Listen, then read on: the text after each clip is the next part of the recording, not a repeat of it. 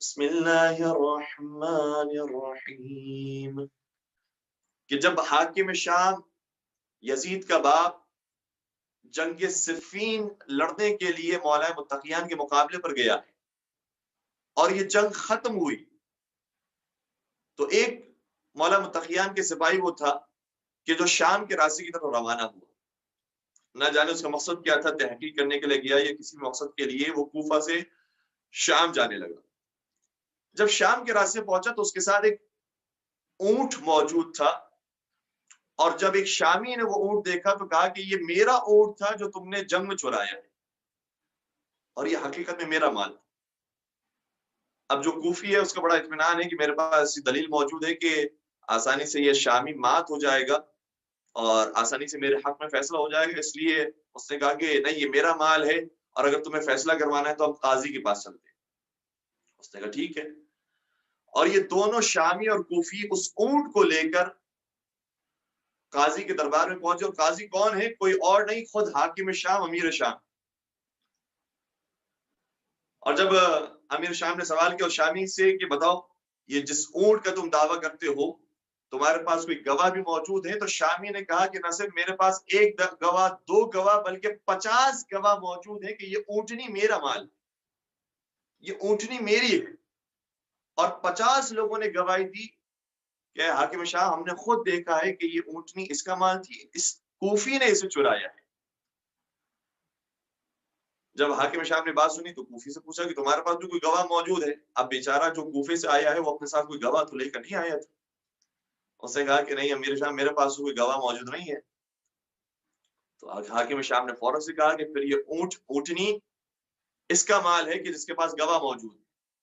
جیسے ہی حاکم شام نے فیصلہ سنایا فوراً سے وہ کوفی اپنی بہت بہترین دلیل پیش کرنے لگا. کہا کہ اے امیر شام، میں ایک ایسی دلیل دے رہا ہوں کہ سارے گواہوں کی گواہی پر وہ بھاری ہے. وہ دلیل کیا ہے؟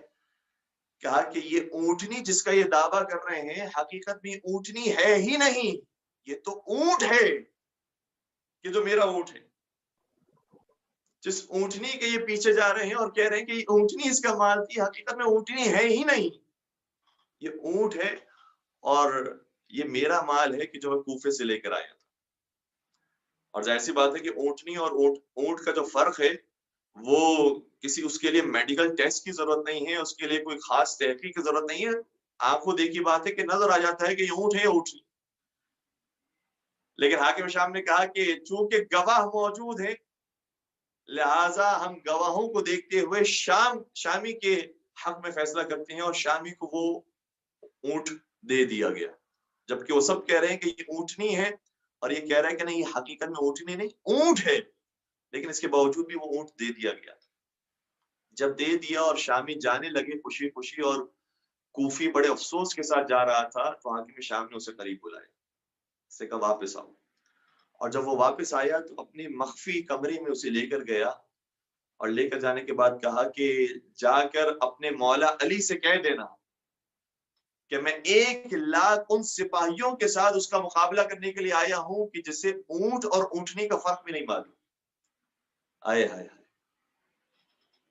یعنی گویا حاکم شاہ بھی کہنا چاہ رہا ہے کہ وہ قوم کہ جو آنکھوں دیکھے فضائل کو اور آنکھوں دیکھے فرق کو نہیں پہچان سکتی، وہ باطنی فضائل اور باطنی فرق کو کیا پہچانے گی؟ اے علی، جو اونٹ اور اونٹنی کے فرق کو نہیں جانتی ہے وہ علی اور معاویہ کے فرق کو کیا جانے گی؟ شام کی کیفیت یہ ہے، اور یہاں سے ہم یہ بھی نتیجہ نکلتا ہے کہ دیکھیں حق معلوم ہونے کے باوجود گواہوں کی گواہی کے اوپر فیصلہ دینا یہ حاکم شام کی روش ہے، چاہے وہ گواہ کتنے ہی جھوٹے کیوں نہ ہو. جھوٹے گواہوں کے باوجود بھی گواہوں کی گواہی کے مطابق فیصلہ دینا یہ حاکم شام کی سیرت ہے. اور میں تو کہوں گا کہ یہ سب حاکم شام کی سیرت نہیں ہے. جب جناب سیدہ کائنات بھی دربار میں آئی تھی تب بھی حاکم کی یہی سیرت تھی کہ وہ گواہوں کو دیکھتے تھے، یہ نہیں دیکھ رہے کہ حق کہاں پر ہے اور واضح اور آشکار بات کہاں پر.